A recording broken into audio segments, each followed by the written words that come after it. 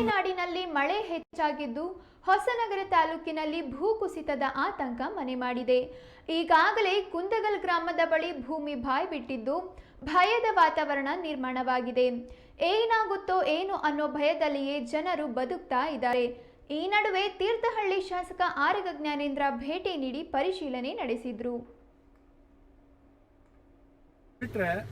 ಮತ್ತೆ ಎಲ್ಲವೂ ಕೂಡ ಚೆನ್ನಾಗಿದೆ. ಎಷ್ಟೇ ಮಳೆಗಾಲ ಹೊಡೆದರೂ ಕೂಡ ವೆಹಿಕಲ್ಗಳು ನಿಲ್ಲಕ್ಕೆ ಸಾಧ್ಯ ಇಲ್ಲ. ಮತ್ತು ಈ ಘಾಟಿಯ ತಿರುವು ಏನಿದೆ ಇದನ್ನು ಮಾಡಲಿಕ್ಕೆ ಕೂಡ 4.5 ಕೋಟಿ ರೂಪಾಯಿಗಳ ಹಣ ಈಗಾಗಲೇ ಇದೆ, ಮಂಜೂರು ಮಾಡಿಸಿದ್ದೀವಿ ನಾವು. ಹಾಗಾಗಿ ಇದನ್ನು ಮಾಡೋದು ಹೇಗೆ ಅಂತೇಳಿ ಹೇಳಿ ಹಿಂದೊಬ್ಬ ಕಾಂಟ್ರಾಕ್ಟ್ರು ಟೆಂಡರ್ ಹಿಡಿದು ಓಡೋಗ್ಬಿಟ್ಟ, ಬರಲೇ ಇಲ್ಲ ಆತ. ಇದೊಂದು ಹೊಸ ಟೆಕ್ನಾಲಜಿಯಲ್ಲಿ ಇದನ್ನು ಮಾಡಬೇಕಾಗಿದೆ. ಪಕ್ಕದಲ್ಲೇ ವರಾಯಿ ಪ್ರಾಜೆಕ್ಟಿನ ಇದು ಬರ್ತಾ ಇದೆ, ಅಲ್ಲಿ ವೆಲ್ಲು ಇದೆಲ್ಲ ಬರ್ತಾ ಇದೆ. ಹಾಗಾಗಿ ಭಾಳ ಸೂಕ್ಷ್ಮ ಪ್ರದೇಶ ಇದು. ಸದ್ಯದಲ್ಲಿ ಇದನ್ನ ಮಳೆ ಕಮ್ಮಿ ಆದ ಕೂಡಲೇ ಇದರ ಕೆಲಸ ಸ್ಟಾರ್ಟ್ ಆಗ್ತದೆ. ಅಲ್ಲಿವರೆಗೆ ರಕ್ಷಣಾತ್ಮಕವಾಗಿ ಇದನ್ನು ಏನು ಟೆಂಪ್ರರಿ ಮಾಡಬೇಕು ನಮ್ಮ ಇಂಜಿನಿಯರ್ಗಳು ಇದನ್ನ ಮಾಡಿಟ್ಟಿದ್ದಾರೆ. ಇನ್ನೊಂದು ನೆಕ್ಸ್ಟ್ ಬೇಸಿಗೆನಲ್ಲಿ ಇದನ್ನ ಕಂಪ್ಲೀಟ್ ಮಾಡುವಂಥ ಕೆಲಸ ಆಗ್ತದೆ. ವಿಶೇಷವಾಗಿ ಇಲ್ಲಿ ಪೆಟ್ರೋಲಿಯಂ ಟ್ಯಾಂಕರ್ಗಳು ಎಲ್ಲವೂ ಕೂಡ ಇಲ್ಲಿಂದನೇ ಹೋಗೋದು.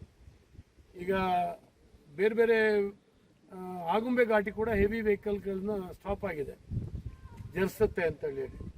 ಆದ್ದರಿಂದ ಎಲ್ಲವೂ ಇಲ್ಲಿಂದನೇ ಹೋಗೋದ್ರಿಂದಾಗಿ ಭಾಳ ಹೆವಿ ಟ್ರಾಫಿಕ್ ಇದೆ. ಇದು ಈ ಸಾರಿ ಜರ್ಸದೇ ಇದ್ದ ಹಾಗೆ ಏನಾದ್ರು ಮಾಡಿ ನಿಲ್ಲಿಸಿ ಬೇಸಿಗೆನಲ್ಲಿ ಕಂಪ್ಲೀಟ್ ಮಾಡುವಂಥ ಕೆಲಸ ಆಗ್ತದೆ. ಸರ್ಕಾರದಿಂದ ಅಷ್ಟು ಹಣನ ನಾವು ಕೊಡಿಸಿದ್ದು. ಈಗಲೂ ಕೂಡ 4 ಕೋಟಿ ಇದೆ. ಅದಕ್ಕೆ ಕೆಲವು ತಜ್ಞರು ಬಂದು ಇಲ್ಲಿ ಪರೀಕ್ಷೆ ಮಾಡಬೇಕಾಯ್ತು, ಹಾಗಾಗಿ ಅದು ತಡ ಆಯಿತು.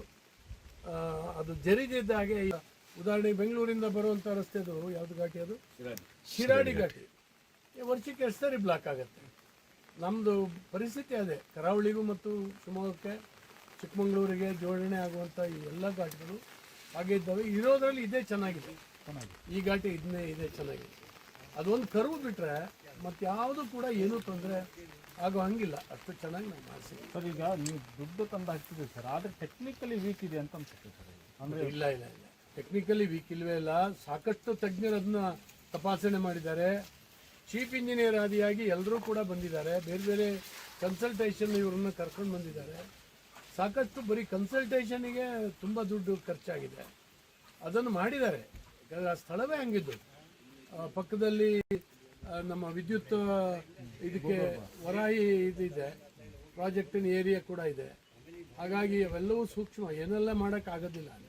ಹೆವಿ ಆ ದೃಷ್ಟಿಯಿಂದ ಹೆವಿ ಹೋಗ್ತದೆ, ತಡ ಆಗ್ತಾ ಇದೆ. ಮತ್ತು ಗಾಡಿಗಳು ಹೆವಿ ಹೋಗ್ತಾ ಇದೆ. 30-40 ಟನ್ ವೆಹಿಕಲ್ಗಳು ಕೆಲವು ಪಾಸ್ ಆಗ್ತಾ ಇದ್ದಾವೆ. ಅವು ತಡ್ಕೊಳ್ಬೇಕಲ್ಲ ಆ ಜಾಗ.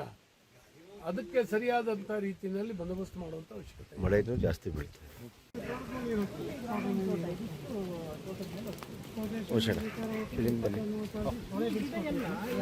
ಅಲ್ಲಿ ನಿತ್ಕೊಳ್ಳಿ, ತೊಂದರೆ ಇಲ್ಲ. ಕರೆಂಟ್ ಇಲ್ಲ ಇಲ್ಲಿ ಒಳಗೆ ಬರೋದು ಕಷ್ಟ ಆಗುತ್ತೆ.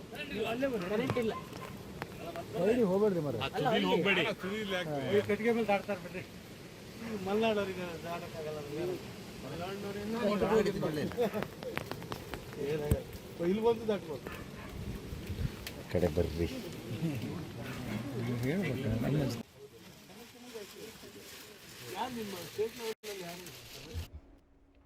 ಆರಗ ಜ್ಞಾನೇಂದ್ರ ಅಧಿಕಾರಿಗಳೊಟ್ಟಿಗೆ ಸ್ಥಳ ಪರಿಶೀಲನೆ ನಡೆಸಿದ್ರು. ಹಲವೆಡೆ ಗುಡ್ಡ ಕುಸಿತಗೊಂಡಿದ್ದು ಮುಂಬರುವ ದಿನಗಳಲ್ಲಿ ಗುಡ್ಡ ಕುಸಿಯದಂತೆ ಕ್ರಮ ಕೈಗೊಳ್ಳುವುದಾಗಿ ಅವರು ಭರವಸೆ ನೀಡಿದರು. ಹುಲಿಕಲ್ ಘಾಟಿಯು ವಾಹನ ಸಂಚಾರಕ್ಕೆ ಅನುಕೂಲವಾಗಿದ್ದು ಸುರಕ್ಷತೆಗೆ ಹೆಚ್ಚಿನ ಕ್ರಮ ಕೈಗೊಳ್ಳುವಂತೆ ಅಧಿಕಾರಿಗಳಿಗೆ ಸೂಚಿಸಿದರು.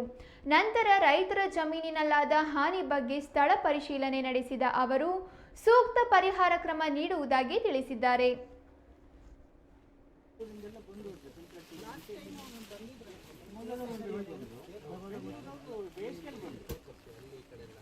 ನಾನು ಇದನ್ನು ತುಂಬಿಟ್ಟಿದ್ದೆ. ನಮಗೆ ನೀಟ್ ಮಾಡಿದ್ದು ಈ ಲೆವೆಲಲ್ಲಿ.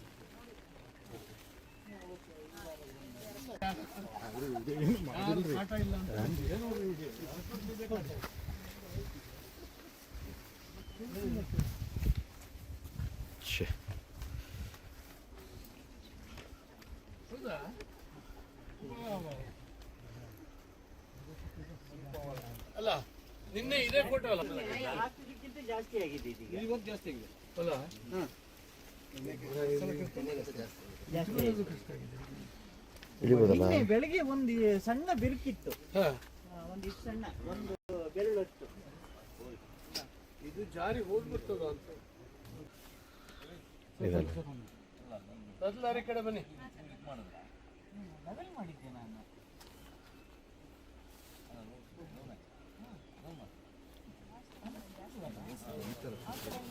ಇದು ಬಿಟ್ಟು ಹೋಗ್ಬಿಡ್ತದೆ ರೀ.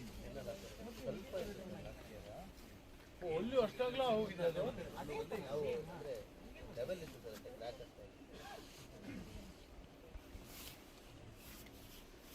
ಈಗ ನೀವು ಸ್ವಲ್ಪ ಯಾರಿಗಾರು ಹೇಳಿ ಶಿವಮೊಗ್ಗ ಉತ್ತರ ಕನ್ನಡವನ್ನ ಇದನ್ನ ನ್ಯಾಷನಲ್ ಹೈವೇ ಮಾಡಲಿಕ್ಕೆ ಅಪ್ಗ್ರೇಡ್ ಮಾಡಲಿಕ್ಕೆ ಒಂದು ಪ್ರಯತ್ನಗಳು ಆಗ್ತಾ ಇದೆ.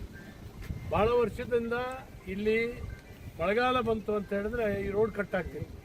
1 ತಿಂಗಳು 2 ತಿಂಗಳು ಇಲ್ಲಿ ವೆಹಿಕಲ್ಗಳನ್ನ ಬ್ಯಾನ್ ಮಾಡ್ತಾ ಇದ್ರು. ಆದರೆ ನಾನು ಬಂದ ನಂತರ ಸುಮಾರು 15-16 ಸಾವಿರ ಕೋಟಿ ರೂಪಾಯಿ ಹಣವನ್ನು ಇದಕ್ಕೆ ವಿನಿಯೋಗ ಮಾಡಿ 15-16 ಹುಲಿಕಲ್ಲಿಂದ ಇಲ್ಲಿವರೆಗೆ 15-16 ಕೋಟಿ 15-16 ಕೋಟಿ 24 ಅದೇ 1000 ಕೋಟಿ ಅಲ್ಲ ಭಾಗ ಆಯ್ತಿದೆ.